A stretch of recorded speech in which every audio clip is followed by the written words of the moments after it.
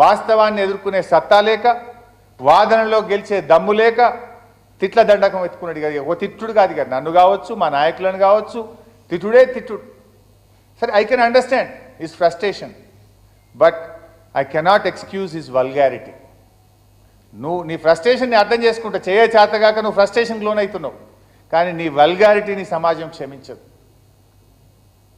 ఇవాళ రైతు బంధు నిన్న నల్గొండలో మాట్లాడుతూ అంటున్నాడు, ఈ దేశంలో 20,000 కోట్ల రుణమాఫీ ఒక్క ఏడాదిలో చేసిన నాయకుడు ఎవడన్నా ఉన్నాడా అని మాట్లాడుతున్నాడు. నేను అడుగుతున్న రేవంత్ రెడ్డి గారు, ఈ దేశంలో రైతులకు నేరుగా 72,817 కోట్ల రూపాయలు నగదు బదిలీ చేసిన నాయకుడు ఒకే ఒక్కడు కేసీఆర్, ఒకే ఒక్క పార్టీ బీఆర్ఎస్ పార్టీ. ఇంకెవడన్నా ఉన్నాడా చెప్పు ఈ దేశంలో, నేను అడుగుతా ఉన్నా.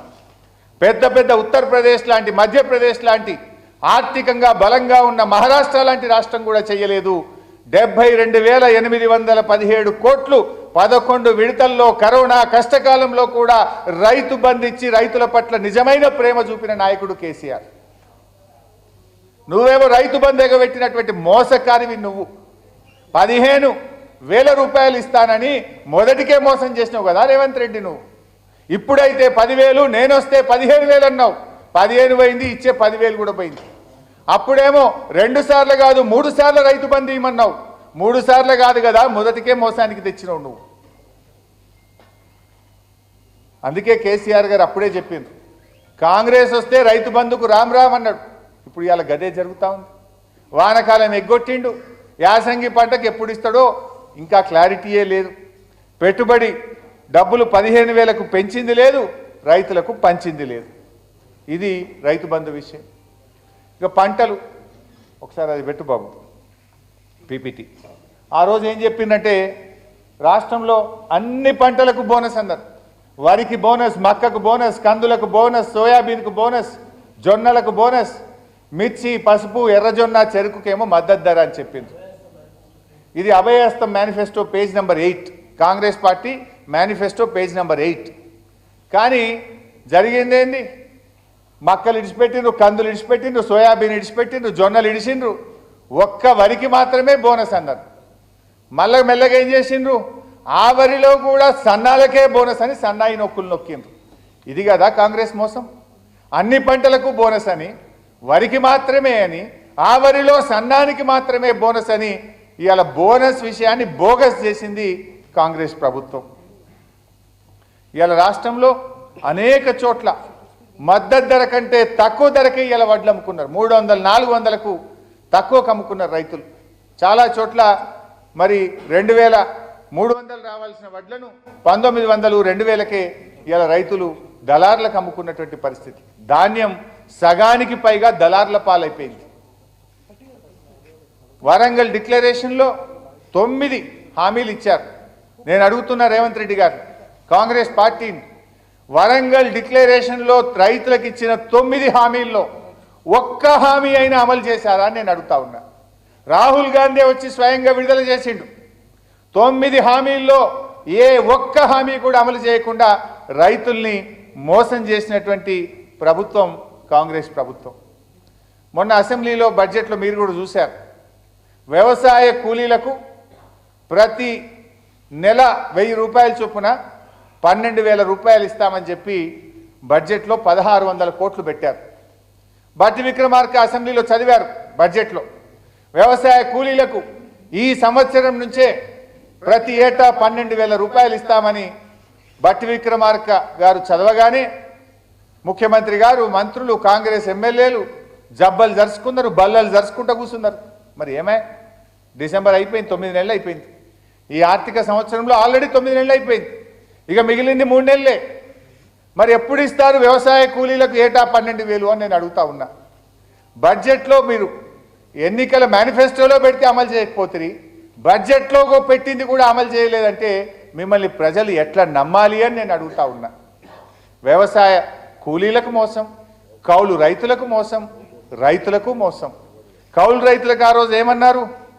కౌలు రైతుకి ఇస్తాం, రైతుకు ఇస్తాం, రైతుకి ఇచ్చామని కౌలు రైతుకి ఎగ్గొట్టం, కౌలు రైతుకి ఇచ్చామని రైతుకి ఎగ్గొట్టమన్నారు. ఇద్దరికి ఎగ్గొట్టారు. నా రైతుకి ఇయ్యలే, నా కౌలు రైతుకి ఇయ్యలే. ఎవరికి ఇయ్యలే రైతు బంధు. ఇది జూటా మాటల కాంగ్రెస్. ఇకపోతే నిరుద్యోగులు. యాక్చువల్గా చెప్పాలంటే నిరుద్యోగుల రెక్కల కష్టంతో రేవంత్ రెడ్డి గద్దెనెక్కిండు. వీళ్ళు ఏం చేసిండు ఆ రోజు?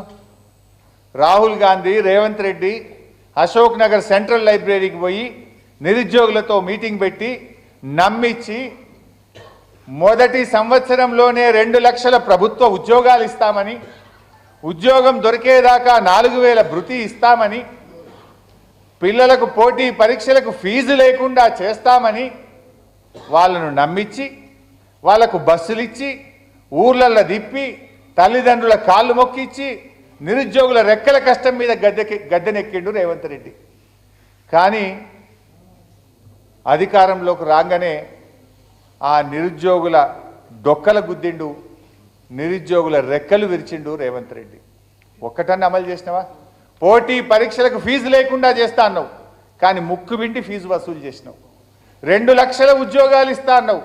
నీ ఏడాది పాలనలో నువ్వు ఉద్యోగాలకు ఇచ్చిన నోటిఫికేషన్ 12,000, నువ్వు ఇచ్చిన ఉద్యోగాలు 6,000. మిగతాయన్నీ కేసీఆర్ గారి ప్రభుత్వ హయాంలోనే నోటిఫికేషన్ ఇచ్చి పరీక్ష పెట్టి ఫలితాలు ఇచ్చి వాటికి మాత్రం కేవలం అపాయింట్మెంట్ ఆర్డర్ మాత్రమే ఇచ్చి నీ ఖాతాలో వేసుకునే ప్రయత్నం చేస్తున్నావు.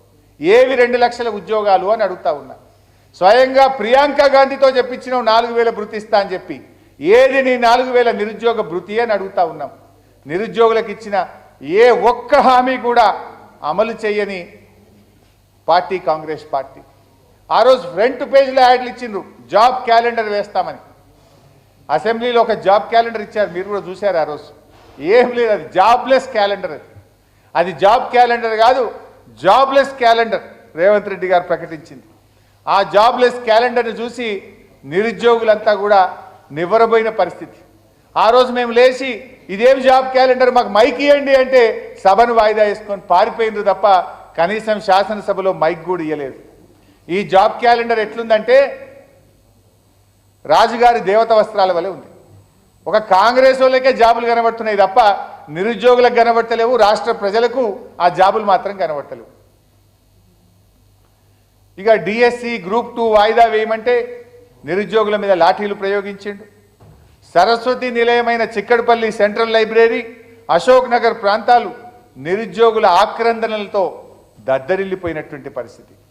జీవో 29 రద్దు చేయండి, ఎస్సీ ఎస్టీ బీసీ మైనార్టీలకు అన్యాయం జరుగుతుందంటే వాళ్ళ వీపు విమానం మూత మోగించిండు తప్ప కనీసం పట్టించుకున్న పాపానికి పోలే. అంటే ఈ రకంగా నిరుద్యోగులకు మోసం చేసినాడు.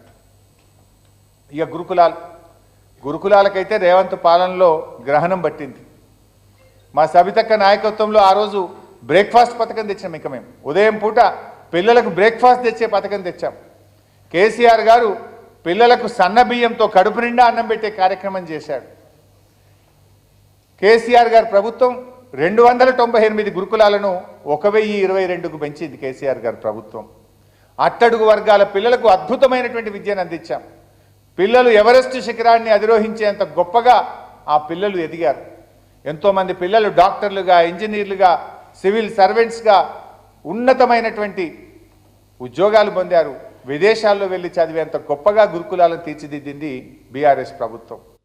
కానీ రేవంత్ రెడ్డి గారి ప్రభుత్వం వచ్చినాక ఇందాక చూసాం, పాలమాకుల గ్రామంలో శంషాబాద్ దాటిన తర్వాత ఆ రోజు నేను సబితక్క పిల్లలందరూ రోడ్డు మీదకి వచ్చి ఈ పురుగులన్నం మాకొద్దు అని ఏడుస్తూ ఉంటే మేము హాస్టల్కి పోతే కళ్ళ నీళ్లు పెట్టుకున్నారు.